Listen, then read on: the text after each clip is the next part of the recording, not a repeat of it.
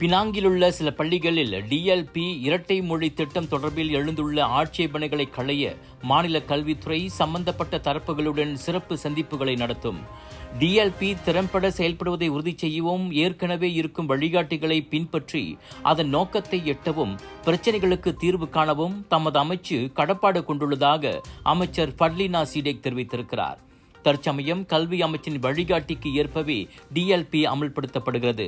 அதனை செயல்படுத்தும் பள்ளிகள் ஒவ்வொரு ஆண்டிலும் குறைந்தது ஒரு வகுப்பிலாவது கணிதம் மற்றும் ஆங்கில பாடங்களை தேசிய மொழியில் அல்லது தாய்மொழியில் கற்பிக்க வேண்டும் என்பது அந்த வழிகாட்டியில் தெளிவாக குறிப்பிடப்பட்டுள்ளது என்பதை ஃபட்லினா சுட்டிக்காட்டினார்.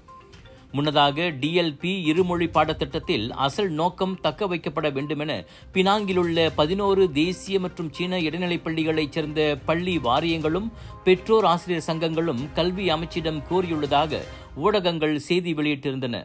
அது தொடர்பில் கருத்துரைத்த டிஏபி கட்சியின் தலைவர் லிம் குவானெங் எந்த ஒரு நிபந்தனையும் இன்றி டிஎல்பி அமல்படுத்தப்பட வேண்டும் என கூறியிருந்தார்.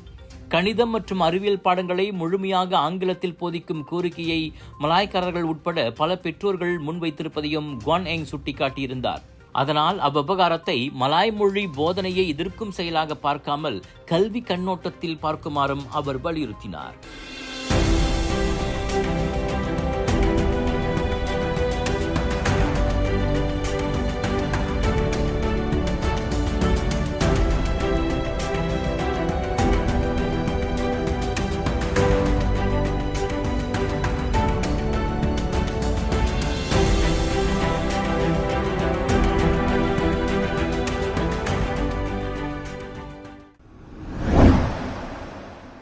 வெளிநாட்டவர் உட்பட மற்றவர்களுக்கு பிபிஆர் வீடுகளை வாடகைக்கு விடும் உரிமையாளர்களுக்கு எதிராக விரைவில் மாபெரும் சோதனை நடவடிக்கை மேற்கொள்ளப்படவிருக்கிறது. வீடமைப்பு ஊராட்சித்துறை அமைச்சர் ngா கொமிங் அதனை அறிவித்துள்ளார். பிபிஆர் வீடமைப்பு திட்டத்திற்கு பல்வேறு மானியங்களை அரசாங்கம் வழங்குகிறது. ஆக பிபிஆர் வீடுகளை வாடகைக்கு விடுவதென்பது சட்ட விதிமுறை மீறலாகும். அவ்வாறு செய்பவர்கள் மீது நிச்சயமாக நடவடிக்கை பாயும் என அமைச்சர் எச்சரித்தார். 3 லட்சம் ரிங்கிட் பெருமானமுள்ள பிபிஆர் வீடுகளை வெறும் 45,000 ரிங்கிட்டுக்கே அவர்கள் வாங்கியுள்ளனர். மீதி 2,45,000 ரிங்கிட்டை மானியம் என்ற பெயரில் அரசு ஏற்றுக்கொள்வதை ngா கொமிங் சுட்டிக்காட்டினார். தங்குவதற்கு ஒரு வீடு இல்லை என கூறி ஆரம்பத்தில் பிபிஆர் வீடுகளுக்கு விண்ணப்பிக்கிறார்கள்.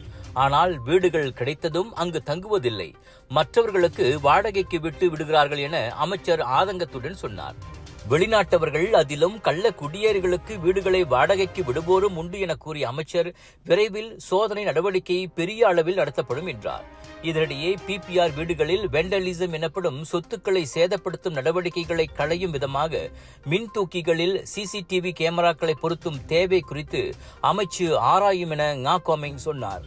எனினும் அந்த அளவுக்கு செல்ல வேண்டிய அவசியத்தை மலேசியர்கள் ஏற்படுத்த மாட்டார்கள் என தாம் நம்புவதாகவும் அவர் கூறினார். பினாங்கு ஜலுத்தோங்கில் மே 31ஆம் தேதி சாக்கு பைக்குள் போட்டு கட்டி ஆற்றில் வீசி பூனையை சாகடித்ததாக பலகார வியாபாரி மீது ஜார்ஜ் டவுன் மாஜிஸ்ட்ரேட் நீதிமன்றத்தில் குற்றம் சாட்டப்பட்டுள்ளது. எனினும் 47 வயது ஃபைசுல் அஸ்லான் ரிட்ஸ்வான் அக்குற்றச்சாட்டை மறுத்திருக்கிறார். இதையடுத்து 6,000 ரிங்கிட் மற்றும் ஒரு நபர் உத்தரவாதத்தில் அவ்வாடவர் ஜாமீனில் விடுவிக்கப்பட்டார். வழக்கு ஜூலை 18இல் மறு செவிமடுப்புக்கு வரும் என நீதிமன்றம் அறிவித்தது. ஜலுத்தோங்கில் பூனை சாக்குப்பையில் கட்டப்பட்டு ஆற்றில் வீசப்பட்ட சம்பவம் தொடர்பான விசாரணைக்காக அவ்வாடவர் முன்னதாக கைதாகியிருந்தார். வைரலான வீடியோவில் பொதுமக்களில் சிலர் கட்டப்பட்ட சாக்கு பையொன்றை ஆற்றிலிருந்து வெளியே எடுப்பதும் அவிழ்த்து பார்த்தால் அதனுள் பூனை செத்துப்போய் கிடப்பதும் தெரிந்தது. அப்படி அங்கு நடப்பது இது முதன்முறை அல்ல. ஏற்கனவே சில தடவை அது போன்ற பூனைகள் சாக்கு பைகளில் கட்டப்பட்டு ஆற்றில் வீசப்பட்டதாக தங்களுக்கு புகார் கிடைத்ததாக மலேசிய விலங்குகள் நலச்சங்கமும் கூறியிருந்தது.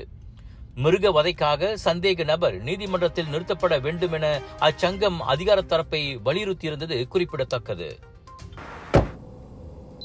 Just watch me. Charge!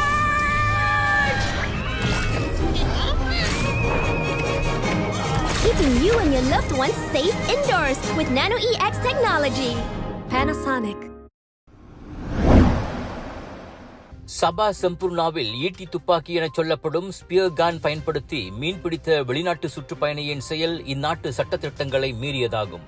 எனவே அங்குள்ள முக்குளிப்பு மையம் ஒன்றில் அண்மையில் நிகழ்ந்த சம்பவம் தொடர்பில் நடவடிக்கை எடுக்கப்படும் என மாநில மீன்வளத்துறை கூறியிருக்கிறது.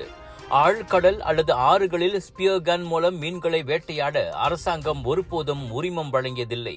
ஆக திருட்டுத்தனமான மற்றும் கட்டுப்படுத்தப்படாத மீன்பிடி நடவடிக்கை என கருதப்பட்டு அச்சம்பவத்தில் நடவடிக்கை எடுக்கப்படும் என அத்துறை விளக்கியது. செம்பூர்ணாவில் சுற்றுப்பயணி ஒருவர் ஈட்டி துப்பாக்கியை கொண்டு மீன் வேட்டையாடுவதை காட்டும் காணொளி முன்னதாக வைரலானது.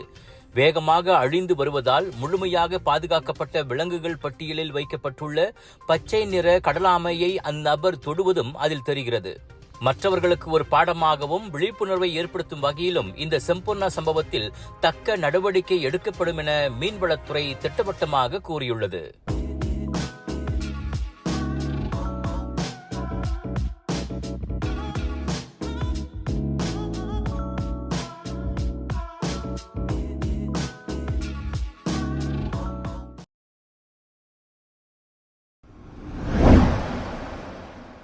முதலீட்டு திட்டம் என்ற பெயரில் வாட்ஸ்அப் குரூப்பில் சேர்க்கப்பட்டு 4 பில்லியன் ரிங்கிட்டுக்கும் மேல் பறிகொடுத்திருக்கிறார் ஸ்லாங்கோர் ஷாலாமைச் சேர்ந்து 63 வயது மூதாட்டி ஒருவர்.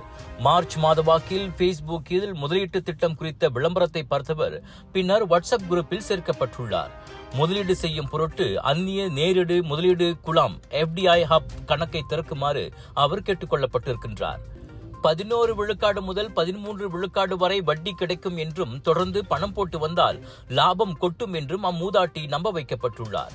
இதனால் FDI ஹப் கணக்கை திறந்து மார்ச்சிலிருந்து மே மாத கடைசி வரை 42 தடவை என மொத்தமாக 47,49,214 ரிங்கிட் பணத்தை அதில் போட்டுள்ளார்.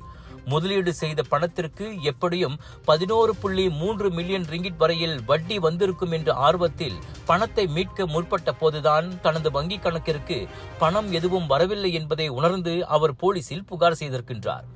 அம்மோசடி சம்பவம் குற்றவியல் சட்டத்தின் 420வது பிரிவின் கீழ் விசாரிக்கப்படுவதை உறுதிப்படுத்திய ஷா ஆலம் போலீஸ் முதலீட்டு விளம்பரங்கள் குறித்து மேலதிக கவனத்தோடு இருக்குமாறு பொதுமக்களை மீண்டும் நினைவுறுத்தியது. குறிப்பாக சமூக ஊடகங்களில் அது போன்ற விளம்பரங்களை கண்டு பணத்தை ஏமாற வேண்டாம் என போலீஸ் கேட்டுக் கொண்டுள்ளது. சுவாச பிரச்சனை, சளி, இருமலுக்கு உகந்த தீர்வு சைலஜா பேபி ஹெர்பல் கிரீம். துளசி, கரிஞ்சீரகம், கிராம்பு போன்ற மூலிகைகளால் கொண்டு தயாரிக்கப்பட்டுள்ள சைலஜா பேபி ஹெர்பல் கிரீம் உங்கள் குழந்தைக்கு சிறந்த தேர்வு. புதிதாக தேர்ந்தெடுக்கப்பட்டுள்ள இந்திய நாடாளுமன்ற உறுப்பினரும் பிரபல பாலிவுட் நடிகையுமான கங்கனா ரனௌட்டை விமான நிலையத்தில் பாதுகாப்பு பணியில் இருந்த பெண் அதிகாரி கன்னத்தில் அறைந்த சம்பவம் பரபரப்பை ஏற்படுத்தியுள்ளது. புதுடில்லி செல்வதற்காக கங்கனா பஞ்சாப் மாநிலத்தின் சண்டிகர் விமான நிலையம் வந்த போது அச்சம்பவம் நிகழ்ந்தது. பஞ்சாப் விவசாயிகளுக்கு எதிரான கங்கனாவின் கருத்துக்களால் அதிருப்தி அடைந்ததால் அப்பெண் காவலர் கங்கனாவை அறைந்திருக்கிறார். எனினும் பாதுகாவலர்கள் நிலைமையை கட்டுப்படுத்தி கங்கனாவை பாதுகாப்பாக அனுப்பி வைத்தனர். கன்னத்தில் அறைந்த அப்பெண் உடனடியாக பணி இடைநீக்கம் செய்யப்பட்டு விசாரணைக்கும் உத்தரவிடப்பட்டுள்ளது. அத்தாக்குதல் குறித்து பின்னர் வீடியோ வெளியிட்ட கங்கனா தாம் நலமுடன் இருப்பதாக கூறினார். தன்னை தாக்கிய பெண் மீது போலீஸ் நடவடிக்கை எடுக்க வேண்டும் என்றும் அவர் வலியுறுத்தினார். சர்ச்சைகளுக்கு பெயர் பெற்றவரான கங்கனா பஞ்சாப் விவசாயிகளை பிரிவினைவாதிகள் என கூறியதற்காக ஏற்கனவே அவருக்கு எதிராக வழக்கும் பதிவு செய்யப்பட்டுள்ளது. 2021 இதே சண்டிகார் விமான நிலையத்துக்கு வந்த போதும் கங்கனாவின் காரை சூழ்ந்து கொண்டு விவசாயிகள் கண்டனத்தை தெரிவித்தது குறிப்பிடத்தக்கது.